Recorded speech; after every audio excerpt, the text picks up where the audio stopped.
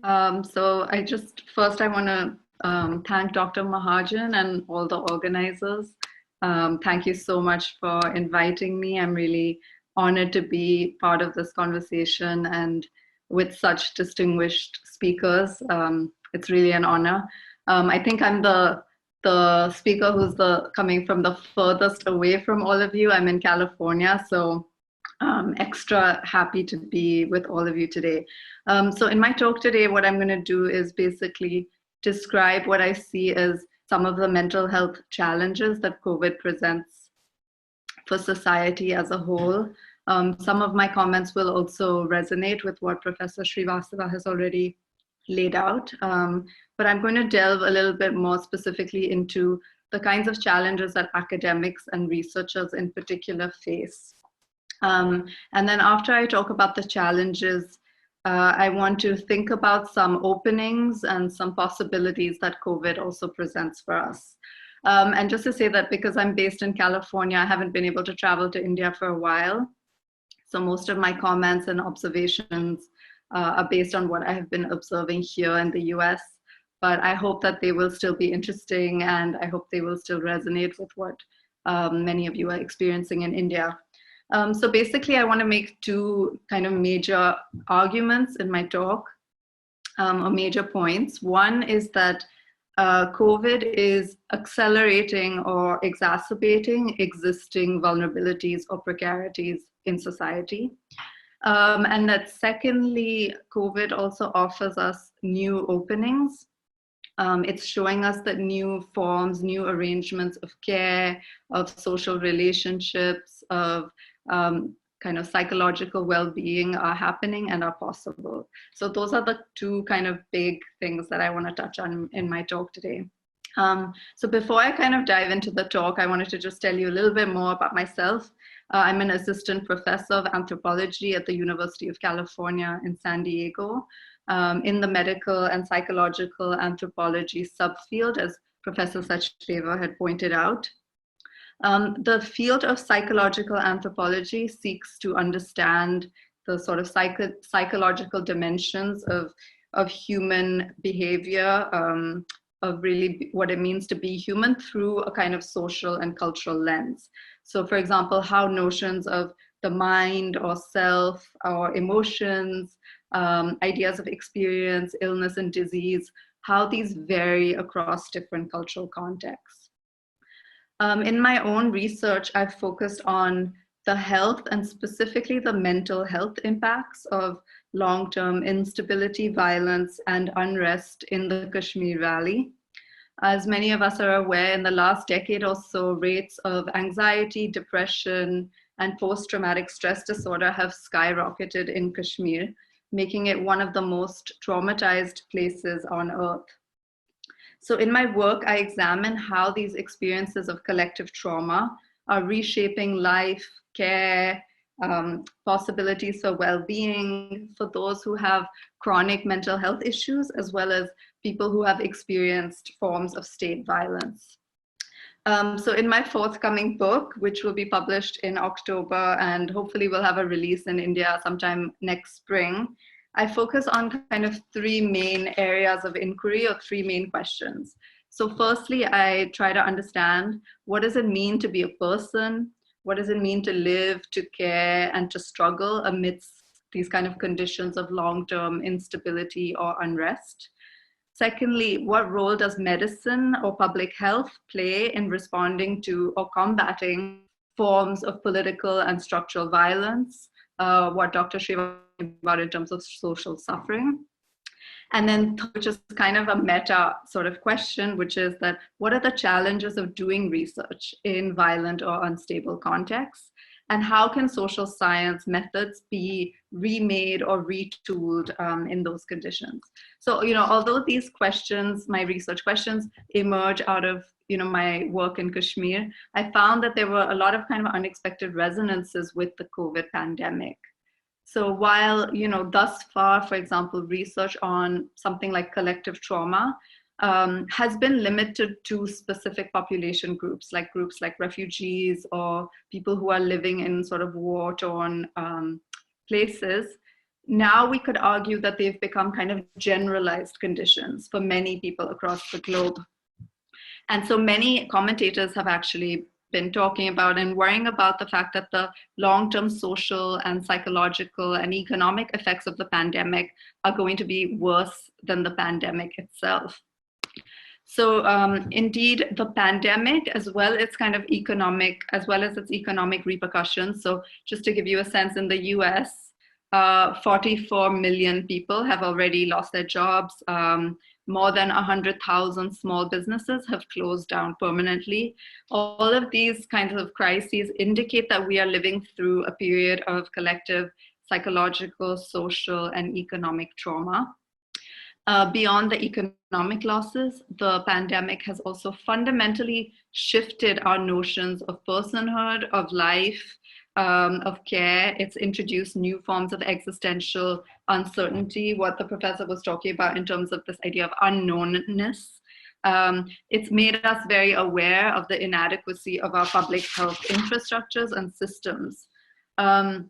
So in my research, I found that this idea of collective trauma, it actually emerges less from sort of what we would think of as like spectacular incidents of violence, such as armed combat or encounter killings or bombings, things like that.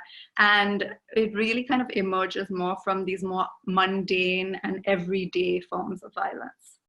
So I think many of us are sort of experiencing, what we can think of as this kind of low-grade anxiety, like a low-grade fever, born out of this living in a state of uncertainty, also living in a state of kind of hypervigilance, in a situation that is not of our own making, one in which we are clearly not in control. So we may feel stuck, we may feel unable to really plan for the future, unable to connect with family or friends in ways that feel meaningful. And if these kinds of feelings are sustained over a long period of time, they can really build up to produce kind of negative mental health effects. So, and this is, for many of us, a kind of new experience, but for populations who are already living in these kinds of emergency conditions before the pandemic, right, those people find themselves now kind of doubly burdened. So, for example, people in Kashmir describe the COVID pandemic as a lockdown within a lockdown, right?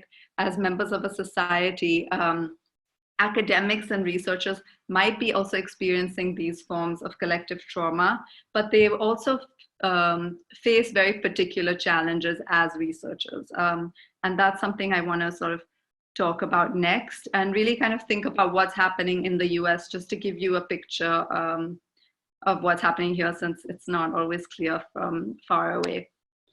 So in the US, it's clear that COVID has aggravated already strained labor, work, and research conditions in US universities.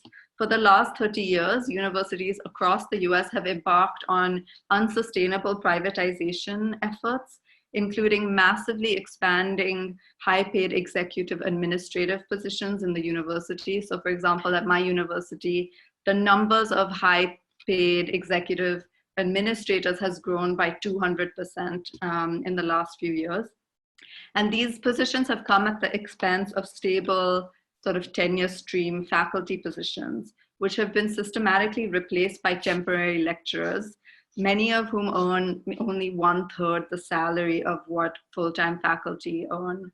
So in the University of California system where I work, and just keeping in mind that California is one of the most expensive states in the US, graduate students in our programs who basically earn their stipends from teaching assistant positions have been kind of increasingly squeezed as their class sizes have increased. So their salaries fall below what is considered the poverty line here, and approximately 25% of graduate students in our University of California system are food insecure.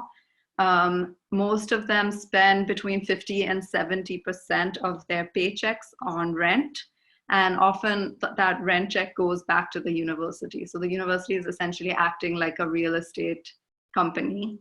And for many undergraduate students, meanwhile, are seeing these kind of sharply rising tuition costs. And so for them to be able to attend university, they have to take on these massive amounts of debt.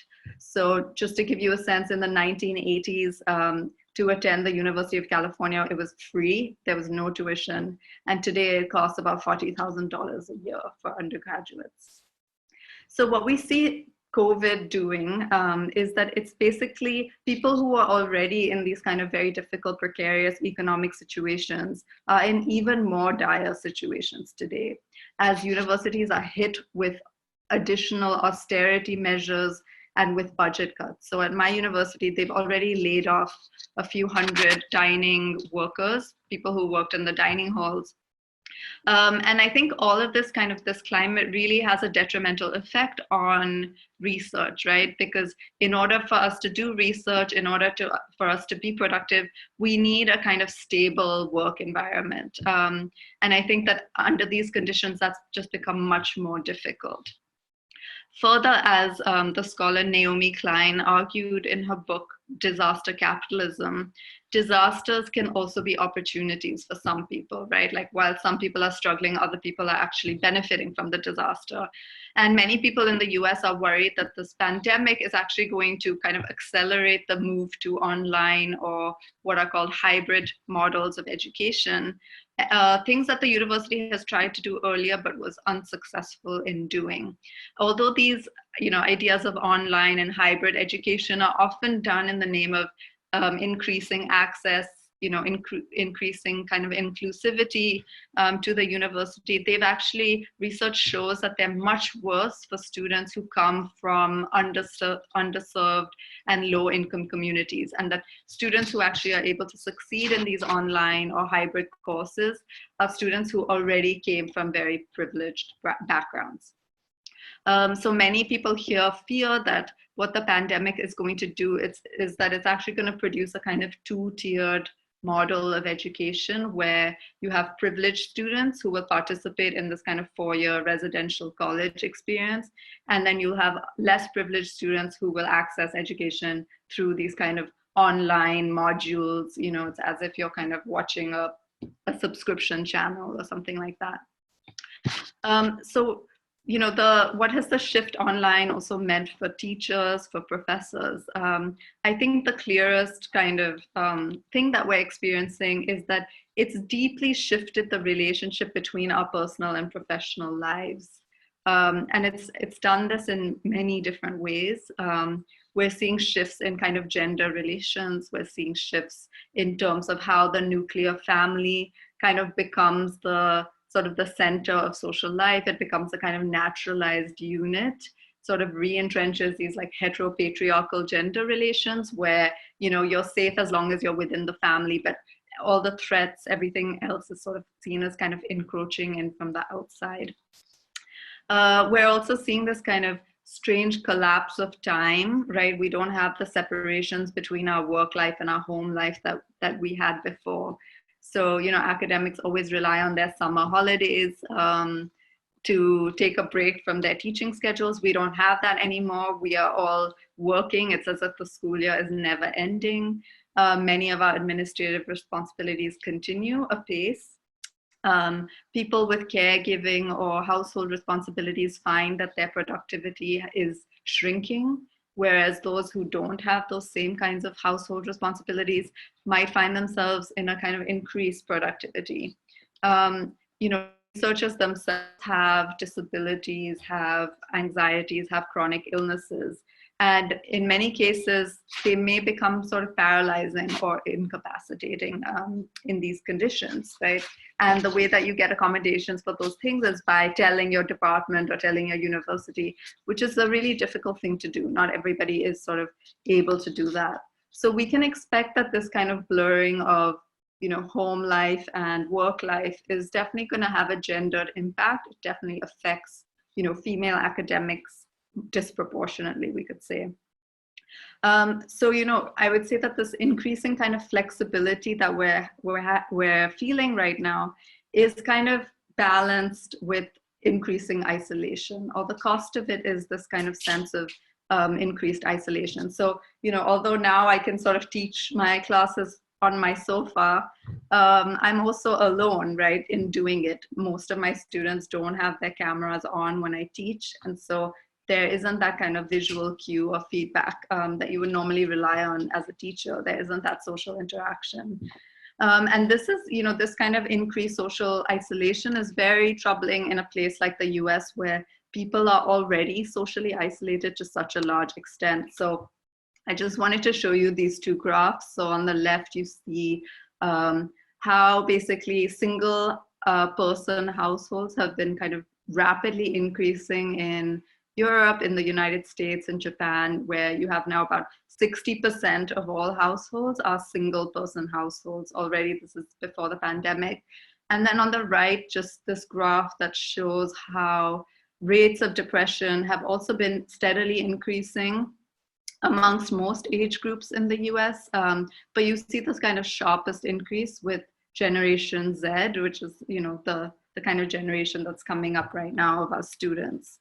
I just wanted to share one other little example of this kind of social isolation and how it can become really harmful. So on Facebook, an acquaintance had put up a post about how, she had put up a little post-it on her door saying that please don't ring my doorbell because I'm worried about COVID. I don't want anyone touching my doorbell. Someone had come to deliver a package to her house, hadn't seen her note, and had rung the doorbell. And she described this feeling of, feeling extremely anxious, feeling extremely vulnerable that someone had violated her, her privacy, her safety by ringing the doorbell. So she had posted this on Facebook. And what I found really interesting was not so much her post, but many of the comments that followed, which basically said that people were kind of saying how they had already felt that way even before the pandemic, that if someone had rung their doorbell, they already felt very scared, very like that their privacy was being violated, and that they were being impinged upon in some way.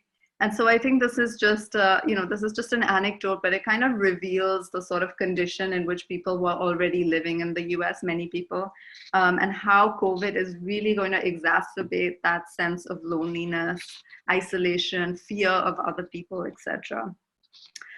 The other thing I wanted to touch on is a challenge that not only academics are facing, I think all of us are facing, which is about time and how we experience time. So we have this feeling that life is kind of on pause, even though time kind of continues to keep ticking along. And this experience is also can also be harmful for our mental health. So for example, there's an anthropologist named Robert Desjardins who worked amongst homeless people in Boston. He did field work amongst homeless people. And he argued that, while these kind of precarious people, like homeless people, for example, while they engaged in, he called these processes of struggling along or making do to pass the time. So they would do things like share cigarettes or count the tiles on the ground, things like that, just to kind of make the day go by. He argues that that is actually not what, as human beings, we consider to be meaningful experience. He argues that what counts as experience, what counts as a meaningful experience for us as human beings, entails the ability to kind of tie things together over time. It entails the ability to sort of tell a story over time, something that kind of progresses or moves forward. So the pandemic, I think, really challenges this idea of experience, because we have this sense of kind of unbroken time, and we also have this sense of repetition. Many of us might feel like we're living the same day over and over again, which kind of makes it more difficult for us to have meaningful experiences. For example, we might struggle to tell ourselves or to tell other people what we did on a given day. I know I've had this feeling of, not really being able to kind of say anything meaningful about what happened on a given day. So many of our, because many of our kind of things that we used to use to mark time, for example, driving home from work or taking the metro home from work, many of those things have disappeared. But as human beings, we kind of rely on those experiences of novelty, of transformation, of plotting our day in a particular way, of temporal movement, to feel like we are living a meaningful life. And so many of these experiences are no longer there now because of COVID. We've lost the sense of novelty, we've lost a sense of transformation, because oftentimes it seems like our days are just kind of repetitions of each other. And while the routine might be actually important for us on some level to safeguard our mental health, at the same time, it can actually prevent us from feeling a sense of progress or movement. And I think researchers in particular are going to feel this stoppage, because many of our research projects are on hold, indefinitely. We don't know when they're going to continue. And this is not just a simple kind of interruption or hiatus. Many of us are studying social movements, or we're studying things that are actually in motion. And so it's possible that, those relationships, those projects, those sites may not be there once this is over, if it's over, right? As someone posed earlier, we don't even know if we will ever be in a post-COVID future. So while some universities are offering these kind of short-term solutions to these problems, there are many effects of the pandemic that are not going to show up immediately, that might be much more difficult to measure. So for example, it might result in delayed promotions, salary cuts, furloughs, a longer path to job stability. And again, I think we should be mindful of the fact that the impacts will be very uneven. While some of us have lives with a lot of demands, we take care of other people, other people will be in a position to move forward much more quickly. So now that I've laid out the kind of dire side of things, what are the challenges of COVID, I wanted to present also what I think are some interesting opportunities or some interesting openings that COVID presents for us. As researchers, as scholars, but also just as observers of society. And this is by no means an exhaustive list. It's just some of the things that I have been thinking about. So as I mentioned, COVID has accelerated transformations that were already underway, both in universities, but also in society as a whole. Even before the pandemic, things like family obligations, economic precarity, and other hidden or stigmatized factors were making long-term research difficult for many scholars. And anthropologists in particular have been adapting to these changes by embracing new methods of research, as Dr. Srivastava was talking about. Things like these extended case studies, diaries are a great example, but also online research, multi-sited fieldwork, even autoethnography.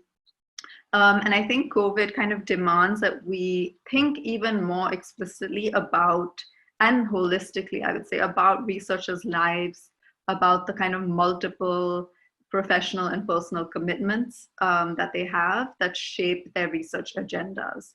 So along with two colleagues, I have been sort of thinking about these questions through a concept called patchwork ethnography, as just one possible kind of offering to this crisis of long-term research. So by patchwork ethnography, we are referring to kind of ethnographic processes and protocols that are designed around short-term visits, using fragmentary data, but data that's still rigorous, and really trying to come up with other innovations that can go beyond some of the fixity, holism, and certainty that is demanded of the from the publication process. So by patchwork ethnography, we're trying to think about slow and deliberate research that maintains kind of long-term commitments, language proficiency, contextual knowledge, and slow thinking, while attending to how our kind of life and work conditions are being profoundly reshaped by knowledge, by the pandemic. So we're not trying to sort of react to the externalities of the world by demanding more productivity. I think that is a mistake, because as I've said, the sort of effects of the pandemic are so uneven. So we have to recognize who is able to be more productive in this moment and who is not able to be more productive. So rather, we're kind of proposing what we consider this kinder, gentler way of doing research by kind of expanding our toolkit, what we consider to be the data, the objects, the tools of our analyses. If you'd like to read more about Patchwork, I've just put the link in my presentation, and we'll be hosting a webinar about this sometime next year. So I hope those of you who are interested will join us. It will be open to everyone, and we really hope that there will be a global audience. So more broadly, I think as scholars, we also have a responsibility to, I think, attend to the psychological, social, and political transformations that are underway because of COVID. I think COVID has produced this break. It's produced a rupture. It's made people aware of the state of economic and social dysfunction and powerlessness that they have been living. So, for example, in the US, we've seen the Black Lives Matter protests that have erupted. And I would argue that those protests are not just about racial inequality, though, of course, that's a central issue, but they're also about social and economic justice as well. And people are now making demands that were once thought to be too unrealistic, too utopian, things like rent and mortgage freezes, universal healthcare, defunding the police, freeing people who are incarcerated in prisons and detention centers. All of these ideas have now become mainstream. In universities across the US, faculty have been organizing to demand the demilitarization of their campuses. They've been calling for participatory and transparent budgets of their universities, and just in general kind of greater accountability from their administrators. So just as we're seeing kind of spikes in levels of mental distress, we're also seeing at the same time a kind of outpouring of collective care, a recognition of interdependence, and a kind of responsibility of organizing communities in response to blatant state violence, mismanagement, and neglect. Many people in the US are participating in mutual aid projects or protests against racial injustice for the first time. And while public anger towards, social and economic inequality was growing even prior to the pandemic, COVID has also brought new kinds of arrangements, new kinds of networks of care into being. So for example, people are using apps like Nextdoor, Facebook, Instagram to organize things like masks, sewing projects, grocery deliveries, rent cancellation, and financial assistance to people in need. And I think researchers can really think about these forms of care, study these forms of care, and help these kind of grassroots efforts make sure that they are able to sustain themselves beyond the pandemic as well.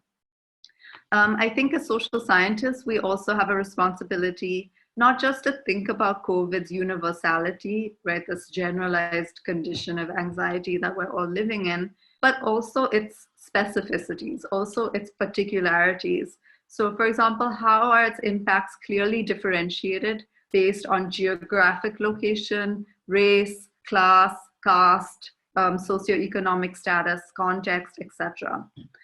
In the US, we can see that coronavirus has taken a hugely disproportionate toll on people of color, on migrants, on the incarcerated. We're seeing kind of similar things happening in India with migrant workers. 1 in every 2,000 Black Americans has already died from the virus at much higher rates than any other racial group. And I think relatedly, COVID has also made clear the incapacity of hollowed out and neoliberalized public health systems. For example, the US healthcare system has been designed around a very narrow conception of health, which only caters to this kind of state-recognized, employed, legal individual as worthy of care. And even then, the cost of healthcare, even for those people, can be prohibitive, right? The fact that more than 44 million people have been rendered jobless and without health insurance, and more than 1 million healthcare workers in the US have been laid off during the pandemic, I think should give everybody pause. And I hope that this will lead to some kind of positive social and political transformation. So just to conclude, I want to say that I don't think it's an accident that these social movements are occurring during the COVID pandemic. But I think it's really important for us to think about how the pandemic, as well as its mishandling, has laid bare certain dynamics that were already there in our society. Things like racial and economic inequality. but now we can kind of see them much more clearly. They're out in the open in a way that they weren't there before. Many people are kind of emerging as political subjects for the very first time in this moment. And so I think as scholars, we can really think about, how can we play a role in helping to kind of bring about positive social change in this moment. So, not only does COVID, I think, offer us opportunities to rethink how we do research, but it also demands that we rethink the very basic structures of our society, as many people have begun to do. So I'll just end it there, and I hope that we have time for Q&A. I'm eager to hear your thoughts. So thank you so much.